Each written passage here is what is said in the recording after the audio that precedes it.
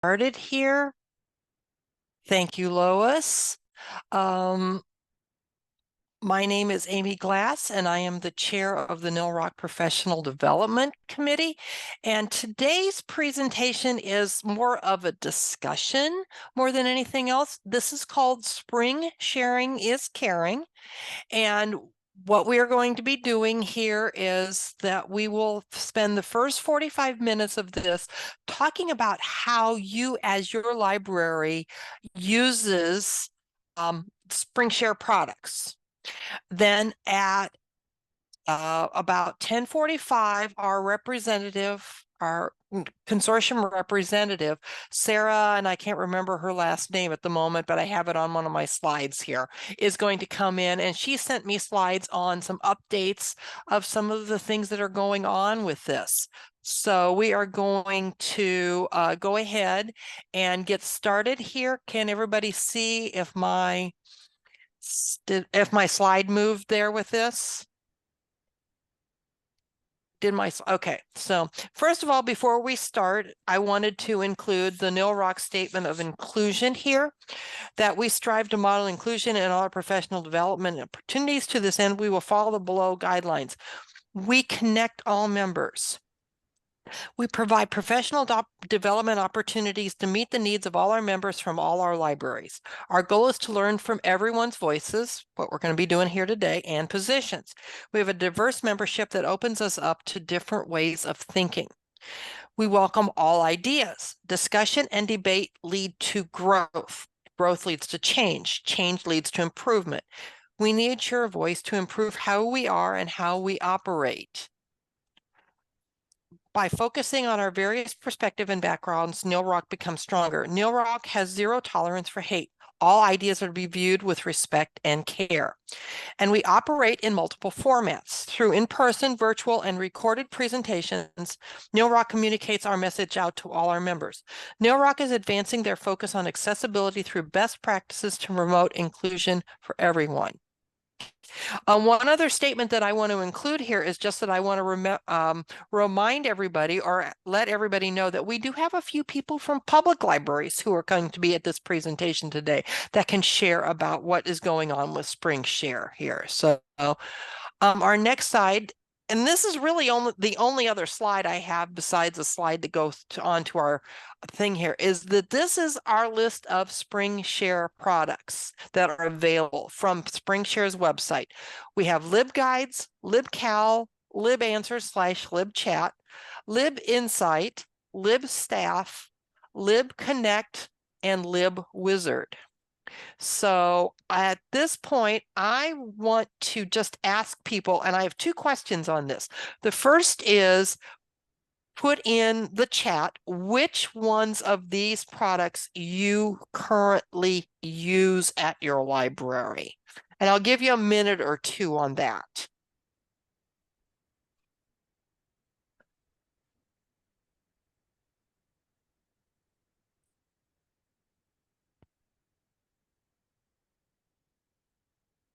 LibGuides, LibAnswers, LibWizard. There we go, LibGuides.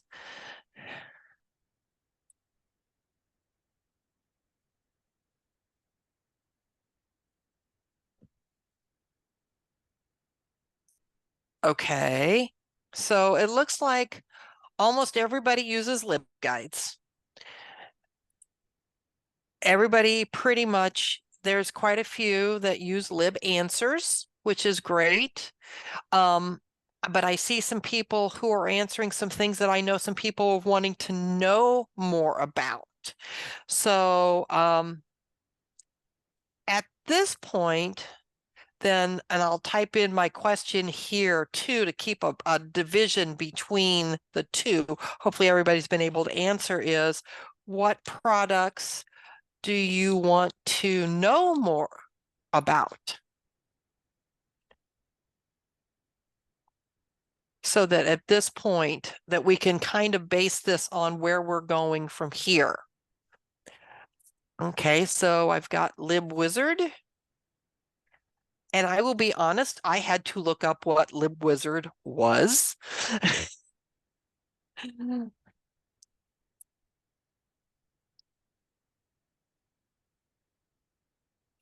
I'm going to answer my own question.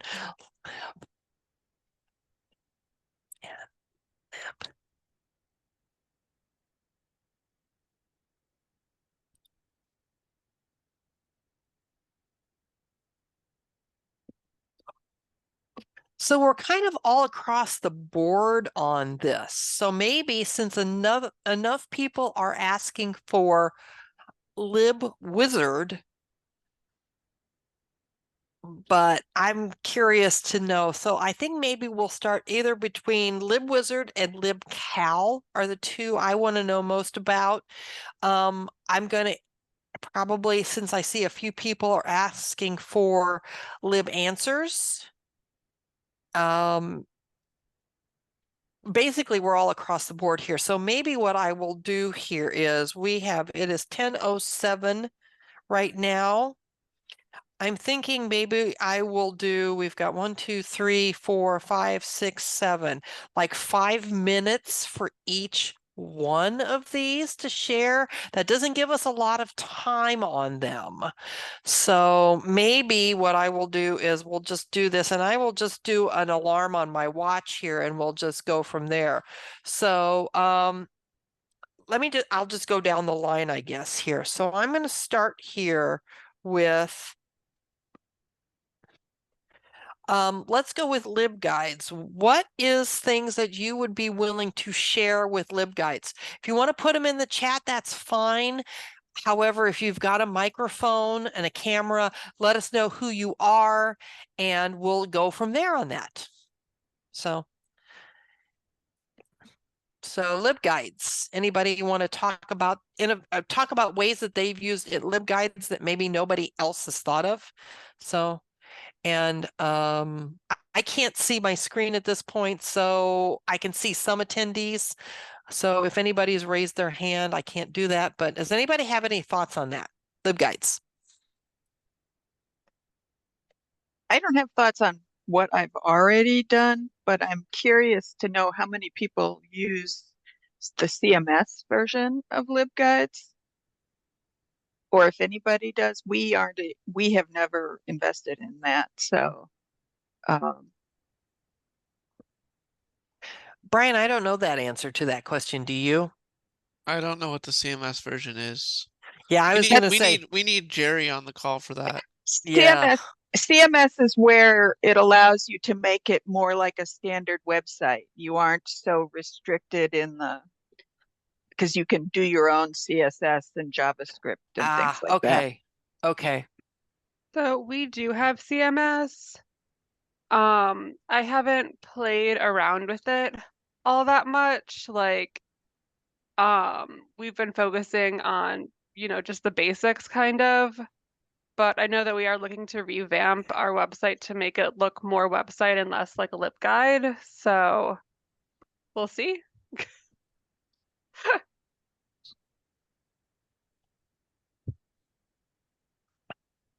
Valerie, I think you were going to say something when Ruth was started to talk. So do you have something to add? Yeah, so we use libguides. This is probably something I'm the last person to figure out, but you can add books from your collection into it and make it so you can like link out particularly to ebooks, audiobooks, and stuff on the shelf. And again, this wasn't something that was new to me, probably not new to other people, but that was pretty exciting. I know that our LibGuides have, if we're linking books to the collection, that we use the ability to put the book covers in the LibGuides so that people can see what the book actually looks like in many instances. So, I'm trying to think of what else we've done. We do a few internal LibGuides that are only for staff members. Basically I'm trying to remember one in particular. Brian, help me with this. Like class or subject ones? Like, I think more like subject ones. Well, we have recently, Kit has recently developed a whole slew of the LibGuide on our accessibility and disability, and so we've been really developing that information. But we also do class-specific ones. Like I cultivate one for our biology research class, and how to read scientific articles and finding scientific articles and what they mean and all of that. So Yeah.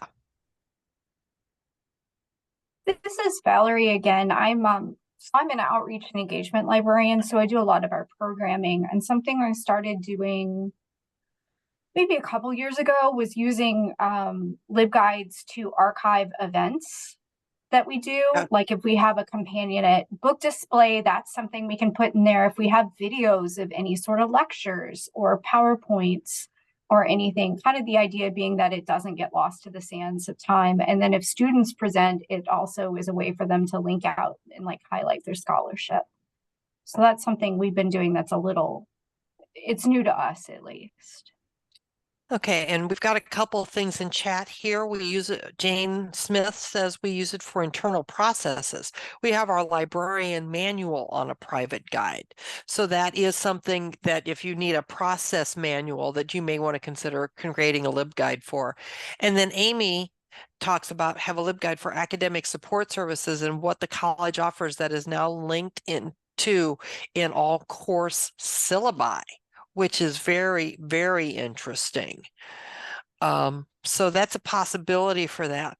Okay, and any last minute on that, but that's basically our 5 minutes on LibGuides already. So the big one that I know a number of people, and it's kind of the impetus for starting this, is LibCal. So those of you who use LibCal on a regular basis, let us know who don't have it, what you use it for.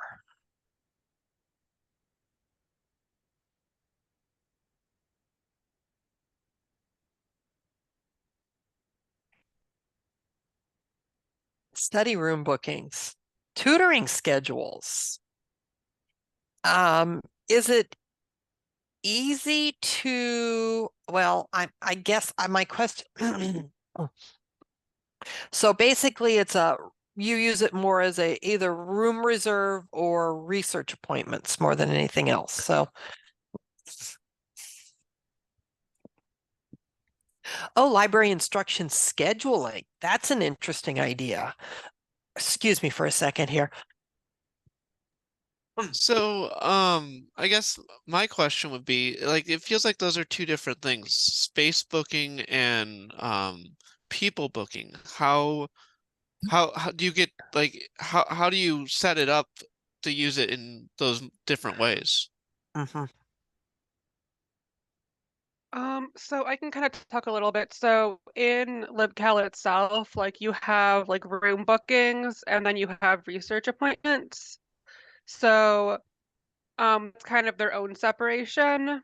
So the research appointments are with like individual librarians. And for instruction scheduling, I would say neither. We've tried it both ways as like a booking appointment for like the room that we use and as a like kind of using the research appointment module. Both of them have pluses and minuses. But we're using it just trying to get an automated process down so that it's less work on librarians to schedule things. So like right now for our instruction scheduling, we do it through the research appointment functions. And that is good. We have to have like a user. We like made it so it's a user that's like library instruction because we only have one room that we use. We don't go out to different classes and stuff. We do it in the library. So having it to individual people caused a lot of problems because it could get double booked or triple booked. And also one thing that we found that is really annoying right now that apparently Springshare is trying to fix is that if you have different kind of time limits that you'll have. So like you could do like a 15-minute research appointment, a 30-minute research appointment, or like an hour long, session for a class. But those, if like you want to start the class on like an odd hour, like 9:30 instead of 9, you have to have like kind of two different groups for that. You can't do one thing for like everything. So we're kind of having, I know this kind of doesn't make sense unless you have it, but if I can show you like kind of what we have on our website, but it's like we have, if you're booking on the hour, click here. If you're booking on the half hour, click here, because we can't have them both together. Okay. Although looking at these chats, that 25 live, I might have to look at that if it's better. We used to have 25 live here at ICC and we got rid of it. We now use it, it's part of our course dog program that we have. So class scheduling, but also room scheduling is part of that. So I don't know. 25 live for us was a major headache in a lot of ways. So we've looked at LibCal several times around here, and I know, but I don't know how much it costs, and I don't know if it would be worthwhile. And we do not reserve our study rooms. And as far as instruction sessions go, a lot of them are just individual people contact me or Brian directly and say, hey, we want an instruction session. And we just have to make sure that the room is clear, although we go to a lot of rooms. So, so we're not necessarily in a library. So Wufoo, never heard of Wufoo. A Wufoo form. So, I don't know if there's anybody else that wants to talk about that. We're at our 5 minutes for that, but I would be willing to extend it a little bit for this one if need be.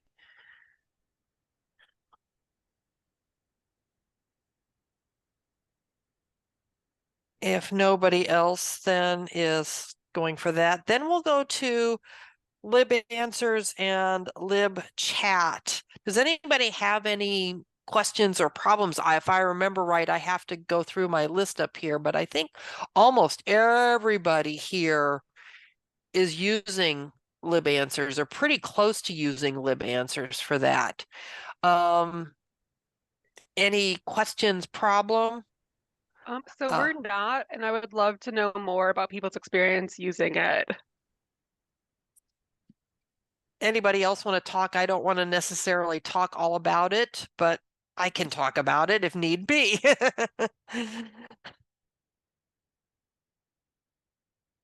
I'm encouraging anybody else to speak up. I mean, I can talk. Okay.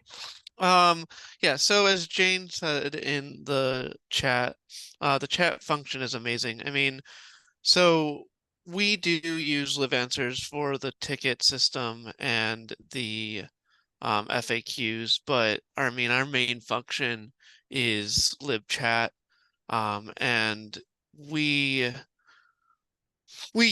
are part of it in a way that we have a 24/7 chat service because we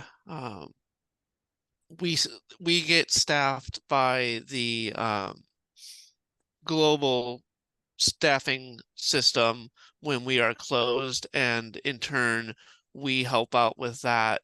And so we have, I think it's 3 hours a week that we do that, and it rotates what librarian does it. Often we're answering questions from England. And so that's always an interesting state of affairs. But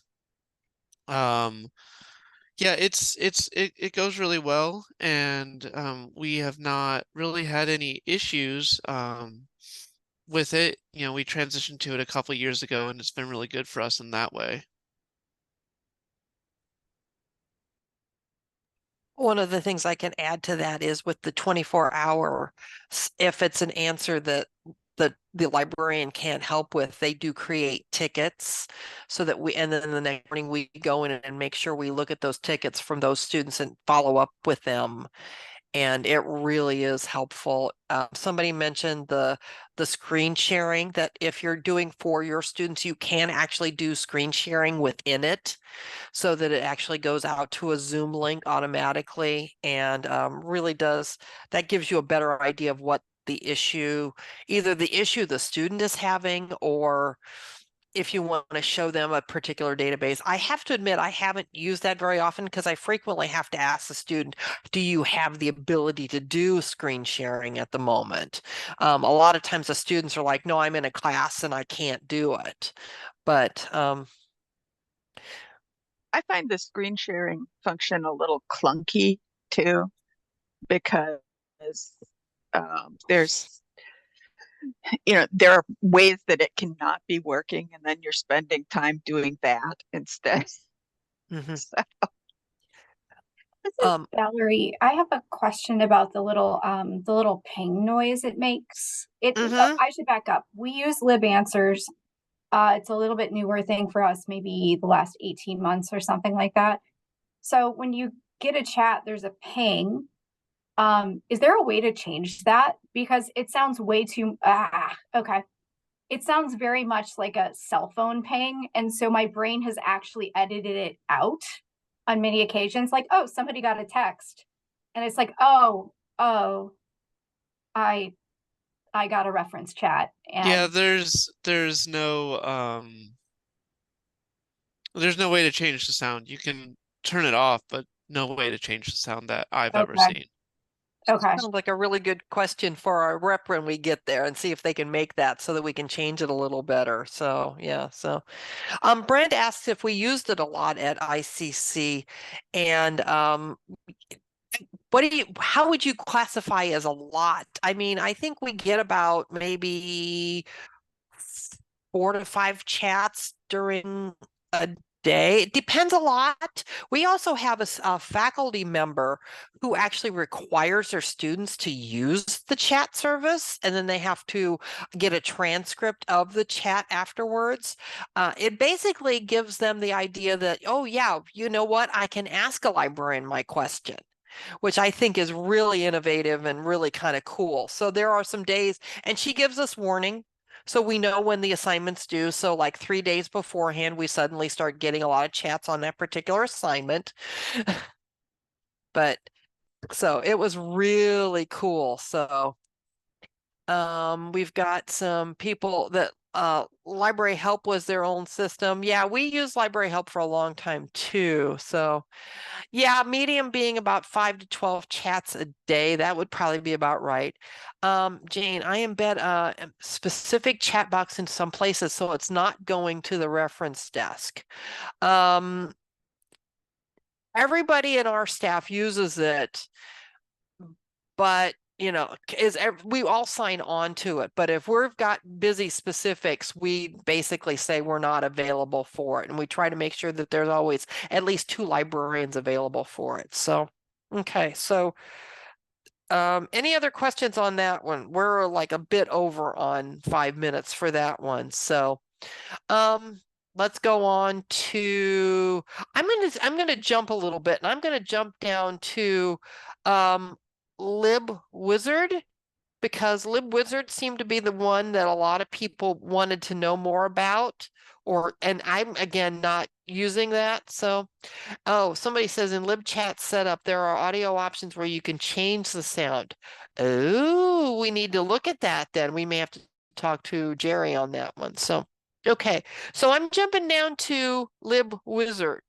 So who's using LibWizard? And somebody want to tell us what exactly LibWizard is? I can. This is Elizabeth at MCC. We have had LibWizard for a while, and it is actually like 4 different things. Okay. And I believe you subscribe to them separately. So I think you could get like 2 of them were like kind of free, but the one we wanted was actually tutorials. So there are forms, which are just like a Google form, essentially, surveys, quizzes, and then the tutorials. So I use forms for things like scheduling instruction. So I have one set up for faculty to fill out. I also have some for some classes that students can use. But the one that we got it for is the tutorials. So the tutorials are a little clunky, but it basically lets you add questions along with a screen of content. So we have like, you know, a web page, like for the source evaluation activity, right? Like there's the web page with the source we want them to look at. And then the other side has the questions about it that they can answer. What I really like about it is that it has a certificate of completion. So you can set it up. So like if students get a certain percentage of the answers correct, it will give them a certificate of completion. This is really useful for when we are working with our dual credit students, because we aren't seeing them, and the way their instructors do the assignment, like students are submitting it over weeks. So I'm not getting that back to the instructor, but the students will complete the activity, get the certificate of completion, they can retake it until they get their score they need. And then that's there for them. So we're kind of using that mostly for our dual credit students, because we're doing the equivalent of that inside of Canvas for our online students here. So that is kind of like our main use of it, but I have seen some really cool things like on Springshare site where people have done like escape rooms and other things in there as well. And that's all within that like tutorial section of it. Elizabeth, you mentioned that there are, so those are then embedded into Canvas, you say? Is that correct? That we put in a LibGuide because it's for our dual Okay. credit. We Okay. use Canvas instead of doing that for our students here, just for simplicity. Got like we it. prefer to do stuff in Canvas if students are already there. But for these students, they don't use our Canvas, they use their high school Canvas, so it's kind of a problem. Ah, okay. We have talked about doing some more of these. When we first got it, we had a librarian who isn't here anymore who started working on some things that would be more of like point of need things that could just be on the website. We haven't done that so much because we don't like have a huge need for that, right? Like to go through a whole like tutorial sort of thing. But in our credit class, we actually used one of the tutorials without any questions, but just like that format, because it forces them to actually like click on things to get to the next screen, which doesn't force them to read it, but you know, higher odds if they actually have to kind of click through everything to get through the content. Okay.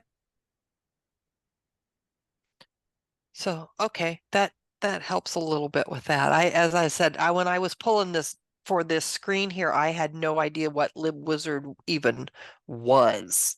So I had to do a little research on it. So that helps me a little bit. Thank you, Elizabeth. So, does anybody else have any thoughts on LibWizard or questions on LibWizard?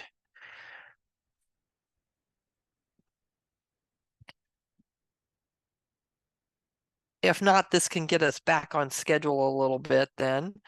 I'm going to work upwards. Well, yeah, I'm going to work upwards at this point. Anybody here use LibConnect or want to know more about that? I again need to look at the list up here at the top. Looks like a couple of people here use LibConnect. Or is there people that use LibConnect? I don't see anybody that uses LibConnect here in the people who answered. So maybe we'll just, yeah, I don't see anybody who answered that question. So maybe LibConnect is something we can do a little research on. I think if I remember right, that one's kind of more like a little bit like Canva, where you can create your own marketing, things of that nature. But I need to look at it again. So, okay, so then I will just stop that one then. LibStaff. Those of you who use LibStaff, how do you use it?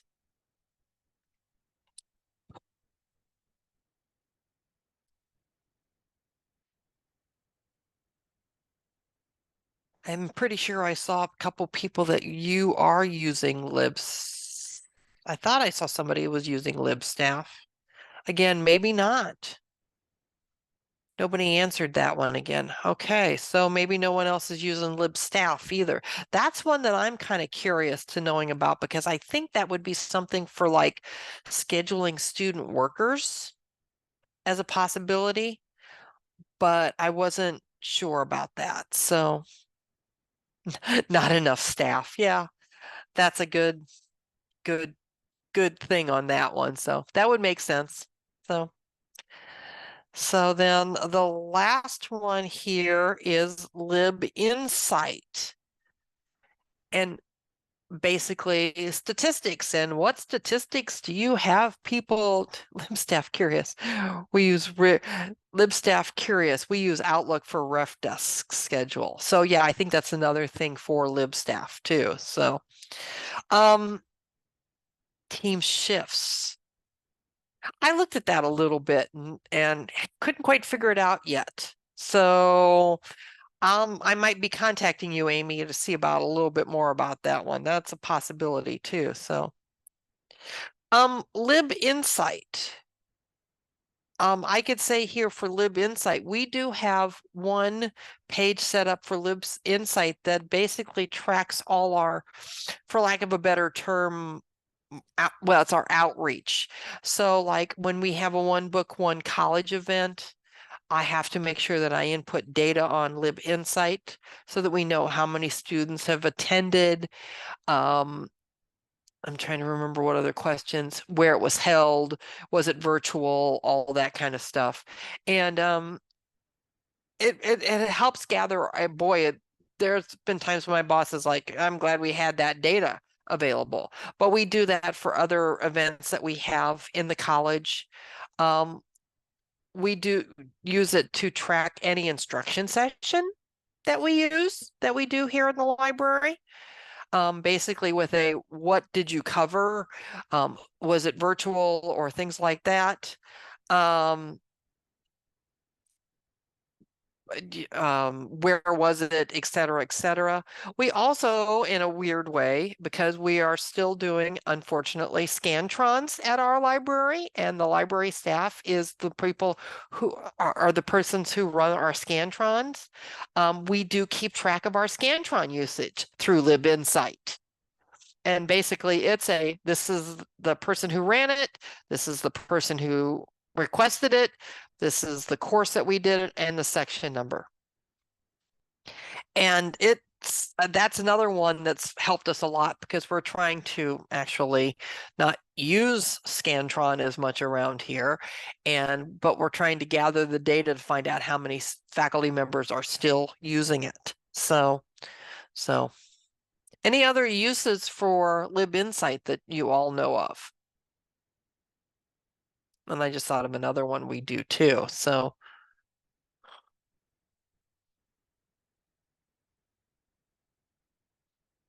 another one that we do is that we have a form set up specifically for our student workers that they're supposed to have up. And anytime they have an interaction that's not a charging of a book that they do, that they are supposed to record. And one of the things that they record is if it needs to be referred to a librarian. Because, students walk in, can go up to the student desk and go, can you help me with this particular reference question? And the student workers are supposed to then refer that to a librarian, and then they need to record that as such. So any other ideas for LibInsight?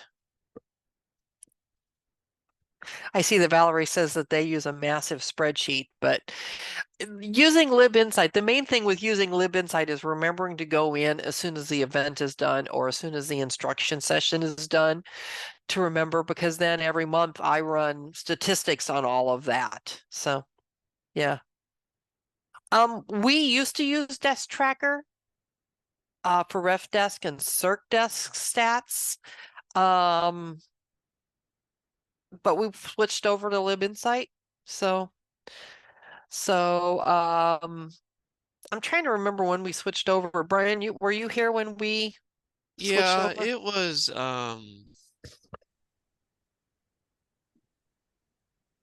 2018, 19. I'm pretty sure we did it pre-pandemic, so Yeah. So Valerie, I do not know the answer to that question if LibInsight is part of the package or if there's an additional charge or not. I really don't know on that one, and I would probably maybe talk to Lois about that and maybe our representative will be so interested in that. So ref analytics with lib answers to track our circ questions. I'm not exactly sure with lib answers. So there must be some other portion of that. Now, are you say track circ questions, or are you talking about like reference questions in general, Katrina?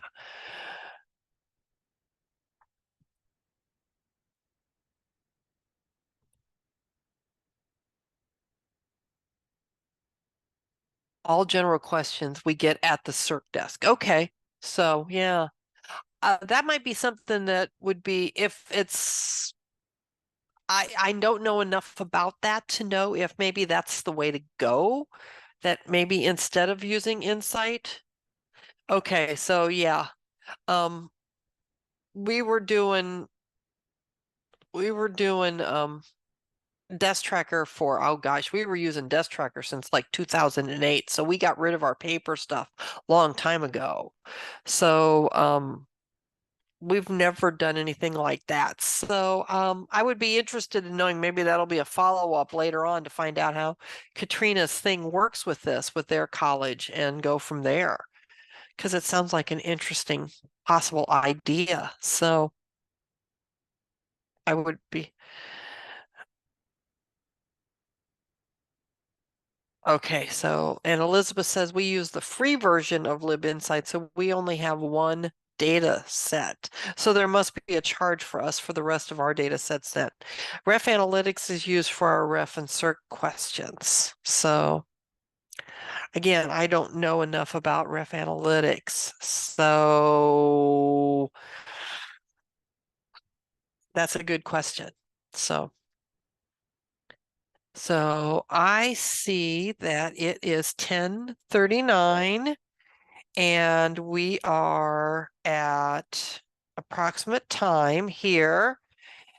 And I'm going to go ahead and let go here because I see that our consortium sales manager from Springshare, Sarah, has joined the conversation here.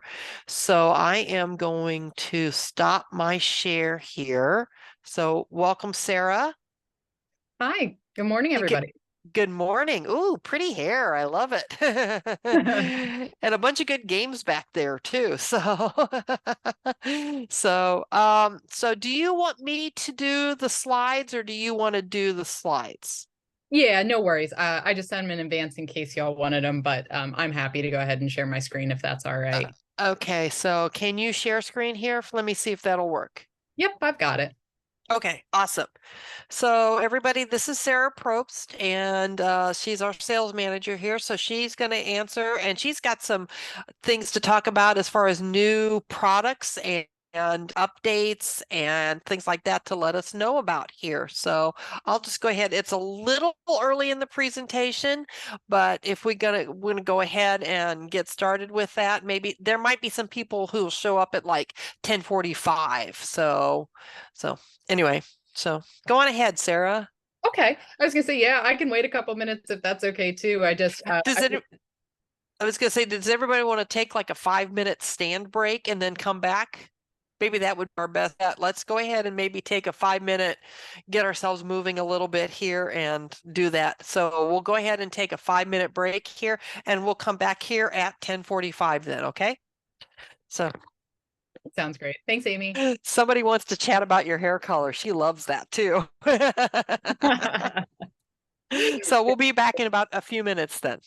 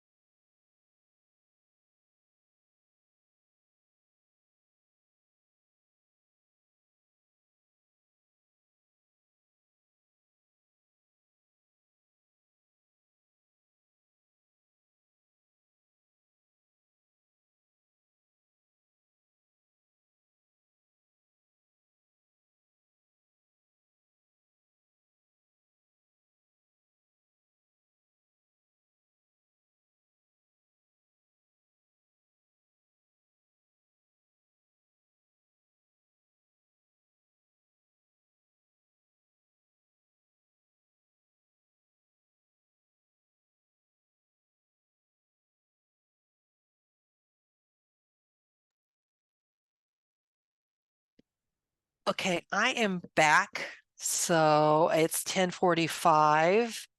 So let's see. We've had a few people with chat asking about the new A to Z list, which I've looked at her slides earlier and went, hey, a new A to Z list. How cool is that? So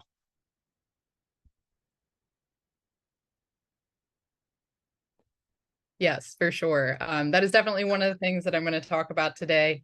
I have some slides for y'all, which we'll mostly cover. And then, yeah, I guess I'll go ahead and get started since we've had our little break. I feel like, is that okay if we go ahead and do that, Amy? yeah, that's fine. I'm hoping everybody is coming back here at this point. All right.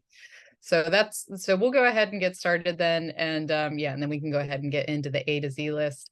I have left plenty of time for questions. Don't worry, I'm not going to talk your ear off for 30 minutes about all the things that we have going on, although believe me, I could definitely do that. So good morning again, everyone. My name is Sarah Probst, and I am the Consortium Sales Manager here at Springshare. I'm really tickled that Amy reached out, and so my thanks to the NILROC Professional Development Committee for inviting me, and to Lois. It's super great to work with NILROC and to be here with y'all this morning. Now, I am, like many of my colleagues, I myself am a librarian, and prior to actually joining the company, I worked for several library consortia out here on the East Coast where I'm located. So my primary purpose is to support our relationships with organizations like NILROC and y'all. So feel free to jot down my email address and reach out to me anytime you have any questions, any concerns, or really anything at all. I am always happy to talk with y'all. It's really the high point of my job. So in the short time that we've got together today, and it's not terribly short, but I'm going to make my presentation part short at least. I'm going to talk about some of the exciting features that we've rolled out this year and some of the things that are going to continue to come out towards the end of the year yet, and a couple things coming in the future. So drum roll, please. The big one, of course, is the new LibGuides A to Z list. So this is one of the biggest things that we've released this year, which is that complete overhaul of the A to Z list. It still includes all of the features that you've come to know and love, like best bets, flags for new popular and trial databases, easy database searching and sorting for your patrons, and all the other things that you have come to know and expect. Now, the new A to Z database list brings you an A to Z resource management tool that's easier to customize, it's easier to work with, and really gives you just a fully refreshed looking database page. Now, it includes a lot of really great new features and functionality. One of those multi-feature searching, you can kind of see a little snapshot of what that looks like. The new search filters allow for multiple selections at once. So, for example, patrons can now search for databases that are tagged with things like English and religion and philosophy subjects. So that way they can drill down into specific research areas with a lot more ease. I don't know, this is a little bit blurry, but you might be able to see here I actually searched here for general reference and English as subjects, and then also full text as a database type. So nice thing here too is actually subjects and search terms are displayed on the screen here now, so that patrons always know what they've searched for and how they got to the results that they're currently looking at. Now, as I just mentioned, of course, A to Z list already includes the ability to add popular, new, and trial flags, but the new A to Z list also allows you to have the option to set custom flags with custom colors. So we added ones to our trial instance for things like sound and video, and also full text. So these are things that you have the ability to customize on the back end now. Speaking of customization, if you are a LibGuides CMS subscriber, you can also add custom fields to your databases to display on your public pages.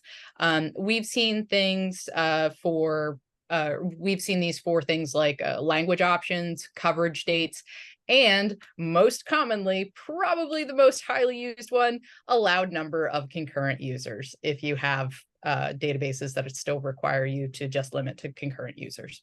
So, but there are lots of use cases for that particular custom fields. Now, a popular request from our customer base, we did finally introduce nested subjects this year, and we actually introduced that before we even rolled out the LibGuides or the new A to Z list. So you can add subjects to your LibGuides and LibGuides CMS systems in a hierarchy now. For example, your parent subject could be history, while your child subject would be something like medieval history. Now, in the past, clicking on the title of a resource would bring you directly into that resource, right? But now you have the option to set individual database landing pages, which is the picture I've got here for you, that provide information about the resource as well as link to the access, or excuse me, as well as provide the access link. The nice thing about these individualized database landing pages, if you choose to use them, is that it's really great for search engine optimization or SEO, which makes it even easier for your students and patrons to find resources on your site or within your A to Z list.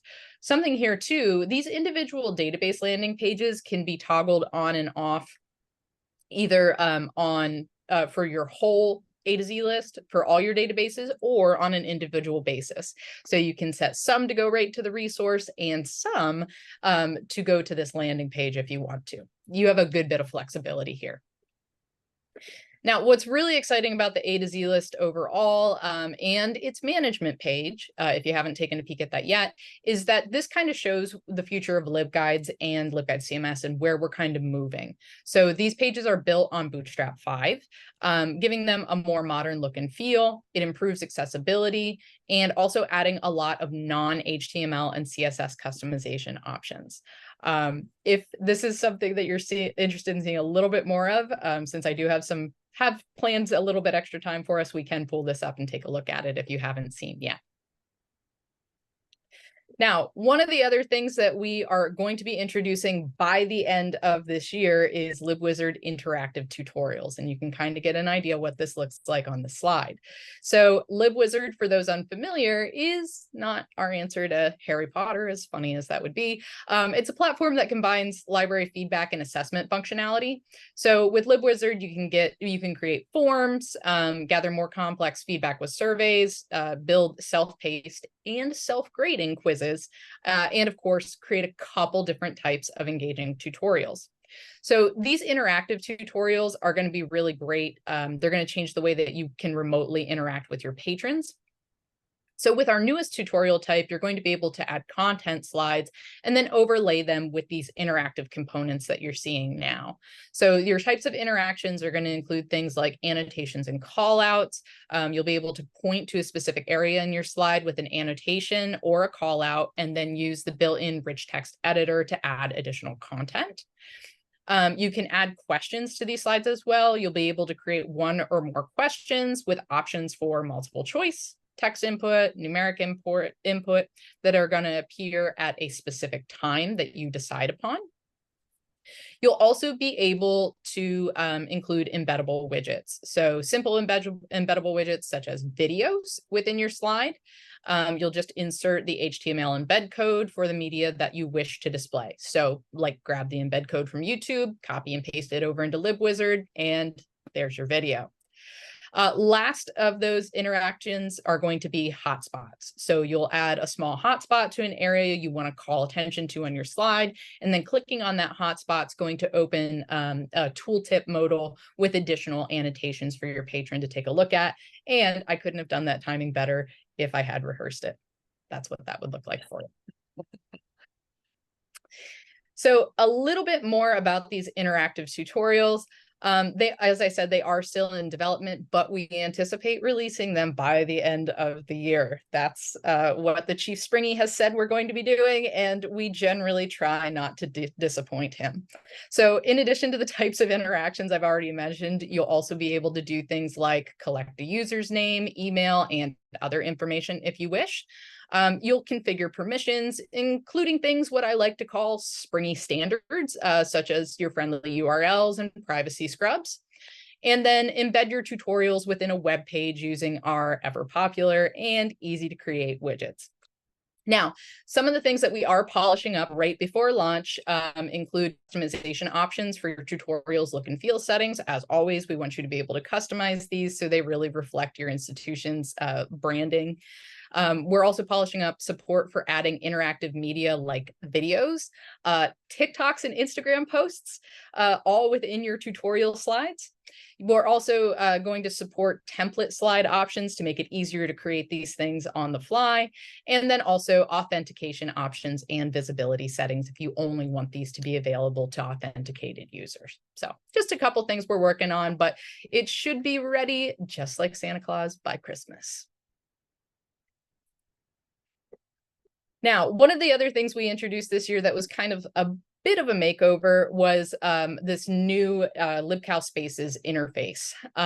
So again, if you are not familiar, LibCal is our all-in-one calendaring and reservation system.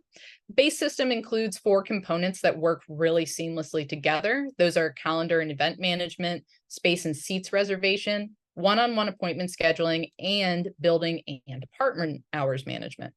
So LibCal Spaces module got a really lovely kind of facelift this summer. We introduced several new features for Spaces, the first of which is this search-based booking experience. Works really nice on mobile and tablet devices. Again, it's mobile friendly, search-based, and the interface allows searching for available spaces and seats.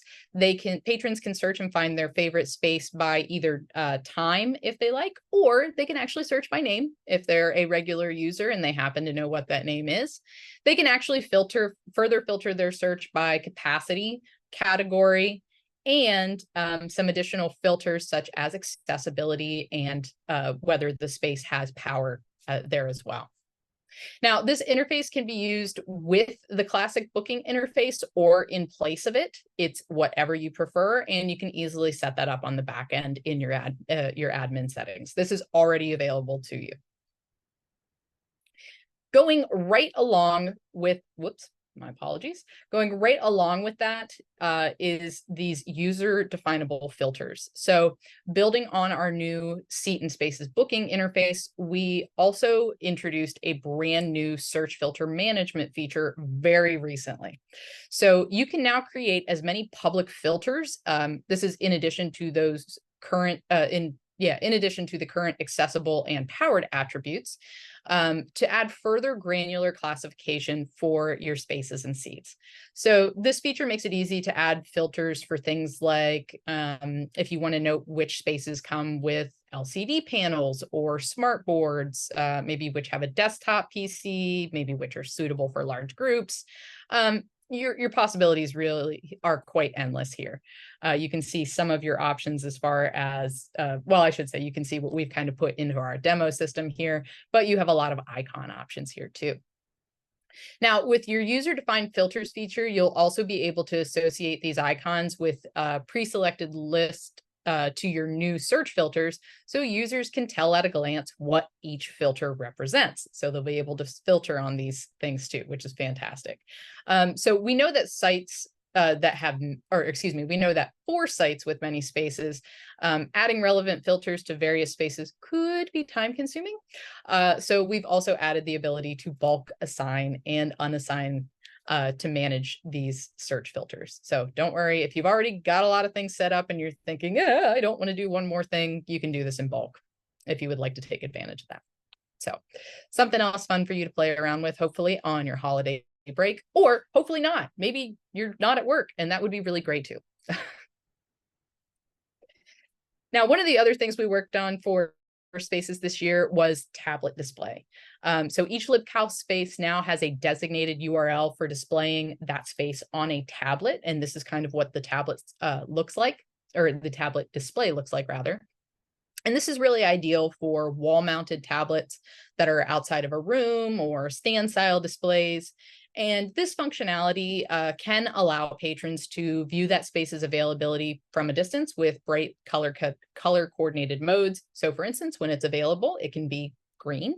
When it's unavailable, it can be red, so they can tell at a glance.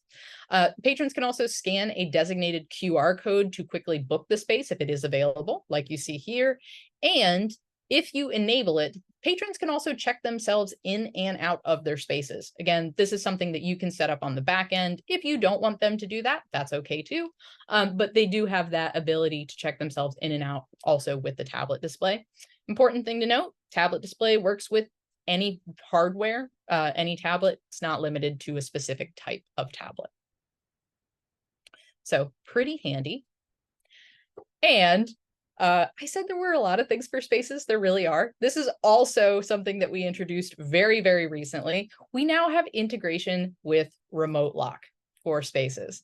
So how it works is you sync your individual LibCal spaces with your Remote Lock devices. Patrons who book a space in LibCal will then receive a PIN to unlock that space's Remote Lock during their scheduled booking time.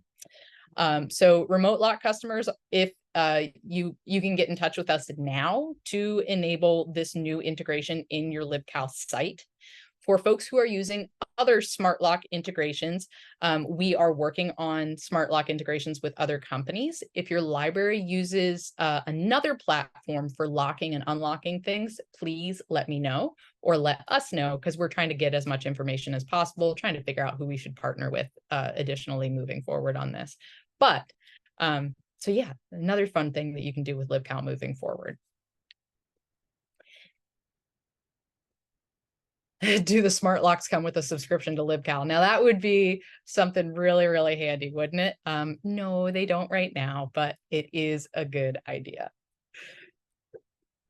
Last but certainly not least is actually a brand new module that we just released a little bit earlier this month.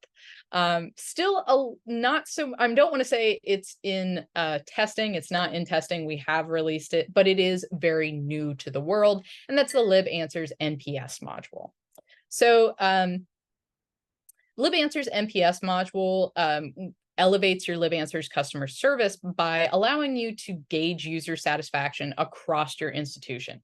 So you'll have the tools to create unlimited customized surveys, distribute them to your patrons, and then kind of watch your responses start rolling in your dashboard. So we have an informational webinar about the module scheduled for Wednesday, December 13th. It's at 9:30 Central Time. If you want to schedule for that, you can go to calendar.springshare.com if you're interested in that. We also have pre-recorded webinars if you are not available on NPS. Now, you are actually probably more familiar with NPS than you realize. So if you've actually ever answered questions with a 0 to 10 rating scale, you have likely filled out an NPS survey. NPS's appeal here lies in its standardized simplicity. So each response includes a rating plus any comments from it, an additional follow-up question. So it provides actionable feedback to you so you can understand your dissatisfied patrons, make targeted improvements, review positive comments so you can keep up your good work, as I'm sure everybody is already doing. And you can also track your institution's score over time. Now, NPS can also be used to get feedback in a variety of different ways. You can gauge the experience of patrons who visit your website, for example. So if you're doing looking at upgrading your website or doing a little bit of a facelift there, you can get some information from your patrons who are using it now. Do that in advance. You can use the LibCal integration to follow up with folks who attend library events. So of course, we love our tools to talk together, and they absolutely do here. You can also send an NPS email campaign to participants for different things. So maybe if you want to follow up with a class throughout the year, if you're doing library instruction, you could certainly use it in that capacity too. So a lot of different ways that you may be able to use this at your institution. All right, now, I promised that I would leave some time for us for questions and anything else you really want to see. I'm pretty flexible. So I do see that I have one in chat, and let me go ahead and read that so we can go ahead and get that answered. In my beta version, and I think this applies to the A to Z list. All right. In my beta version, the widgets for Niche Academy disappeared. Will it still be possible to use them? Ooh, that's interesting. Now, were these widgets that Niche Academy had basically the code, did that come from Niche Academy and you had like copied it in? Yeah. Okay. All right. And in your A to Z list, was this something that was displayed like in your like on the sidebar? It was next to it was with the database listing, and it just provided a little, so you could see the little video about how to use this database. Oh, okay. That's a good question. I don't know that I've heard that yet, but let me go ahead and just kind of see. So, okay, let me ask another question. Let me get some clarification here. Let me do the reference librarian thing. When you say that they were next to the database, was it next to like a specific database or? Yes. Oh, yes. Okay. All right. So I do have a thought there. And bear with me one second while I get this pulled up here, because it's always more interesting to be able to see it than just hear me talk about this generically. Sorry, we have a lot of LibGuides. Every staff login. I thought it may just be because it's the beta version. And so I wasn't sure if it was just likely to be that, or if it was that the newer version wouldn't be compatible. And that was what I was curious about. So it's hard for me to tell, or it's hard for me to say, because it's not our widget.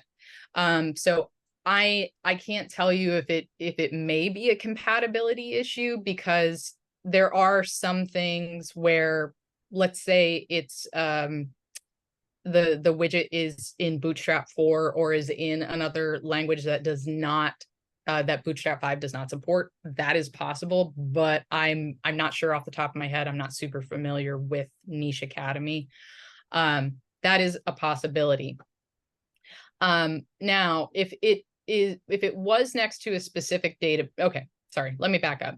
My first thought is if it was just in your sidebar, because there is a way to do that. Let's go into our pages look and feel here. Oh, sorry, actually, let's go down to settings and our public A to Z page, because you're going to have the same functionality whether it's even though it is beta.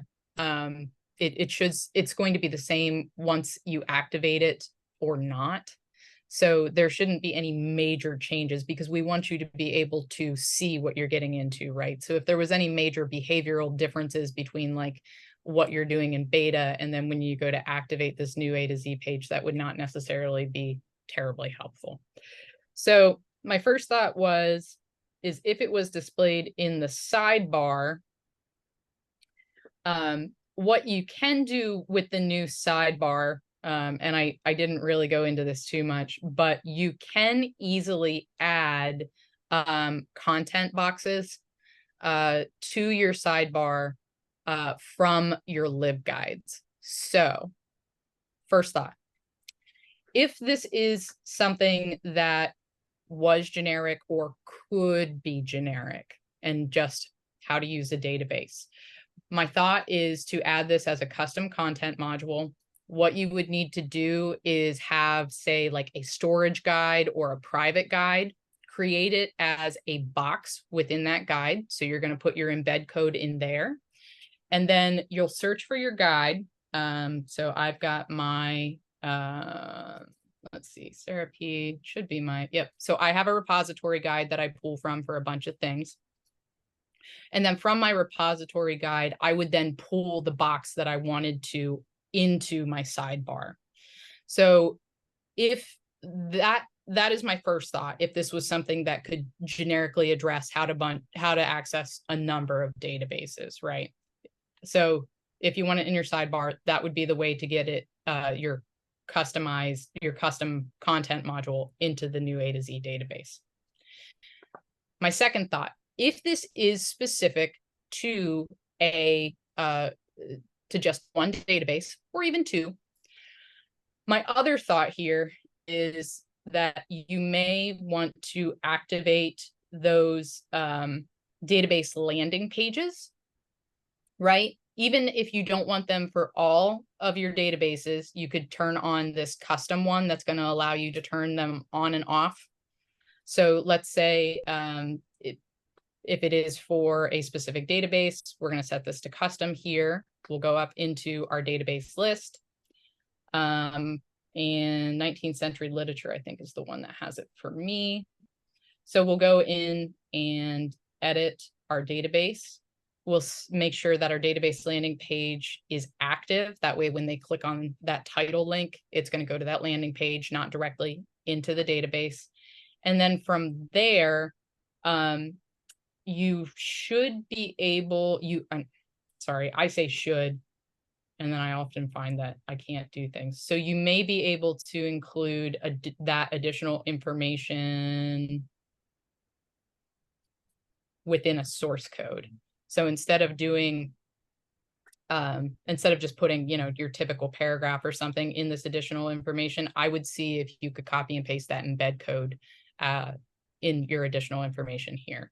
That would be my two thoughts on how you may try to do that. If neither of those work, I recommend contacting support, because support can actually go into your system and take a look and see what's going on, and they'll be able to tell you if it is a mismatch between the new A to Z list and the code there.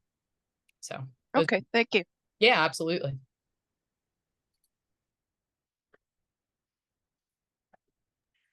All right. So what other questions can I answer for people today? And it can be any system you want. I know y'all this morning to talk about how you've been using Springshare tools. So I am primed and ready to hop into any tool we have. I think some people kind of figured this out on their own later, but we were talking about the sound that happens when you get a chat from LibAnswers, and is there a way to change that? Or yeah, can you just show that real fast? Is it individualized or is it system-wide within a library? Yeah, that is. He laughs. Yeah, I'm sorry, I shouldn't laugh. So let me go into my demo system here. So let's see if I remember how to do this. You guys always ask the laugh is validating. Okay, all right, yeah, I'm not. These are always the questions that I'm like, you guys always think of the good ones, because I learned so much up front, right? And then it's like, oh, all right, where is everything? So is it under admin? All right. I think it's at the system level, folks. Is that what you kind of came to too? Or let me double check. Departments, system can messages, settings, anonymize transcripts, automatically create audio alerts. Woo! All right. Yeah, I'm sorry. I believe it's at the system level. So as an admin, I believe that you can set, we have options rather than just that standard low chime, you know, which is the, oh no, oh, that's different. Sorry, that is different. So you can set. Unfortunately, we couldn't hear that either. So I don't think your share screen has probably got that. So, okay. Yeah, sorry about that. Sometimes the sounds come through, but if I don't set it up right, it won't do it. So sorry. It does appear to be at the system level. So I went to admin. It was under libchat setup. And then we went over to settings. It's about halfway down the page that's under audio alerts. So yeah, the settings you choose will impact all users of LibAnswers. Okay. However, wait. Oh, I'm so sorry. And I've never been so happy to be wrong. If an individual user has customized their own alert sounds, this will override the system settings. Never been so happy to be wrong. So, all right. We've got two places. Your admin can set something for you. And if you really, really hate it, you can also customize your sounds. So let's go ahead and figure out where we do that. And I apologize, I am fumbling here a little bit. So I wanted to customize that. That's the chat dance board. Ah, there it is. Okay, so it's going to be under your, if you would like to customize them for yourself, it is going to be under your own profile up in the corner, and then you can customize your audio alerts. Thank you. It's always nice when y'all ask me questions that help me have to remember where all these things are in the system. So, but yes, you do have the ability to do that. Thank heavens. Whew. Okay. Thank you, Sarah. That answered a lot of questions for us in that respect. Hey, no problem. There are some things that it's like, the system, LibAnswers is so good at doing so many things. And then for me too, it's one of those things where it's like, I want to fix this one tiny detail. Where do I go to do that again? So here you go. All right. What else can I what else can I help you with to hopefully make your lives easier, or at least more auditorially pleasing? I need a more novel thing. Yeah. I was in a previous life, I was an audio engineer, so I feel you on that one. But I'll put in a good word with the product manager.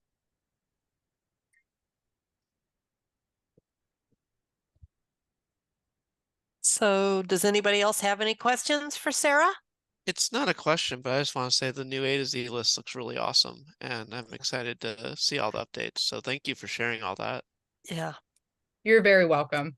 We're really excited about it too. I think one of the things I did not show, but it is a lot easier to edit things like your text for the site, and just your paragraph settings, your headers, all of that. So there's really just a lot more customization. And I think when we get all of your pages and things like that in LibGuides moved over, you're going to find your customization in general. It's a small thing because, right, functionality comes first, but you're going to find that whole process to be a lot easier. But yeah, thanks.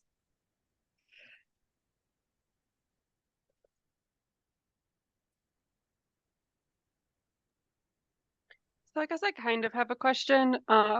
It's a little nuanced. But so we're using the LibCal,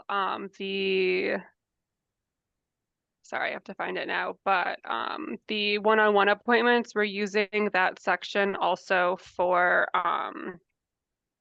instruction appointments. Okay.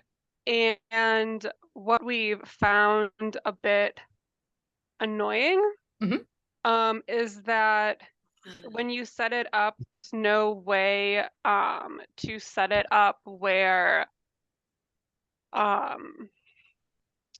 for I guess the group that, like, if you wanted to start on, if you had like an hour-long class and you wanted to be able to either start on the hour or the half hour, like it doesn't let you do that. So I was wondering if there's anything in the works to make that a possibility.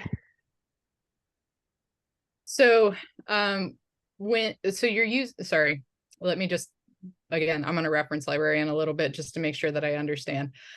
So you're using this for one-on-one appointments and also using this for, you said, instruction? Yeah, so we have like a dummy account that's like an instruction account. Okay.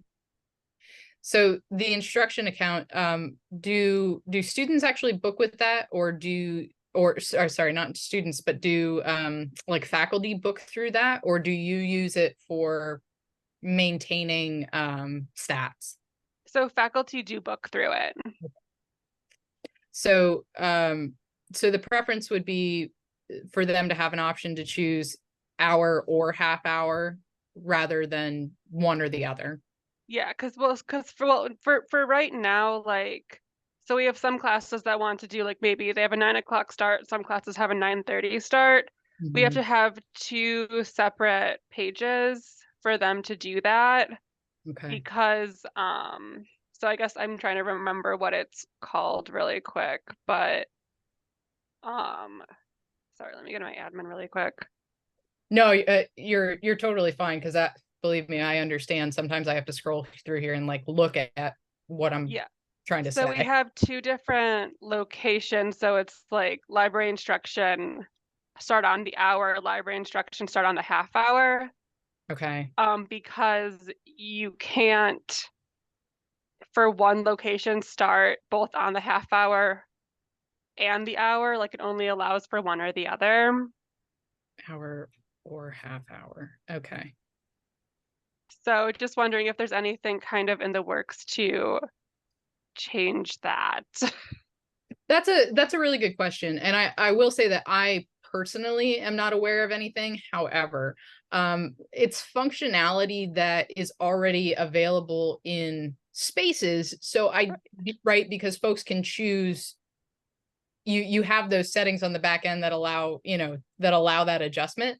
So I wouldn't think it would be a huge ask. I also preface this with, I am not a programmer, so I often say, why can't we do that? It's already there. I am not sure. However, what you're saying makes perfect sense. Why wouldn't you want people to be able to select that?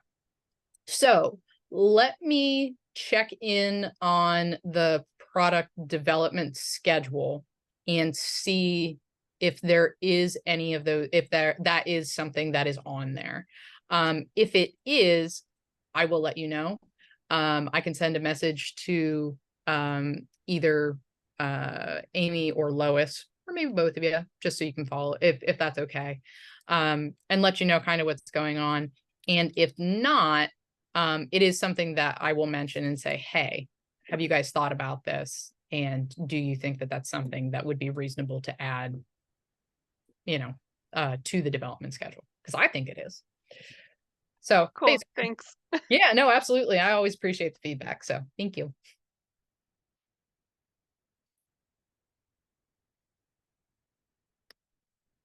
Yes, and just to amplify Amy's message in chat, there is a little survey, a feedback form for anybody who has to leave soon.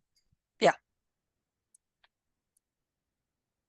Anybody else have any other questions for Sarah? Questions, feedback. I will also take, we love Springshare and we have no bad things to say. That's always We love co-op chat. We love having 24/7 chat availability. And I know at least a few of us have fun answering questions from London and California and wherever that comes through, so. Well, the co-op team appreciates y'all and vice versa. That is for sure. We're still wondering how some people manage to answer a question before we even get a chance to even look at it. It's like it's picked up, it's like it comes through and it's picked up and it's like, wait, who picked that up so fast? Telling you, superhero is the other hat that all librarians wear. Yeah, it's true. So, well, if there's no other questions, then I will say thank you, Sarah. I appreciate your time here. I think we learned a lot here, and we're looking forward to getting all of this, looking at this new products and what the updates and things like that. And I appreciate everybody who contributed before Sarah logged on with their questions or how they use this. So with that, I think we will close this out then. So thank you all. Appreciate it. And please fill out that webinar feedback form. I would appreciate it. So thank you all. Thank you, Sarah. I appreciate it. Thanks, everybody. Have a good one. And we'll thank you. You too. We'll talk to Thank everybody you. later. Okay.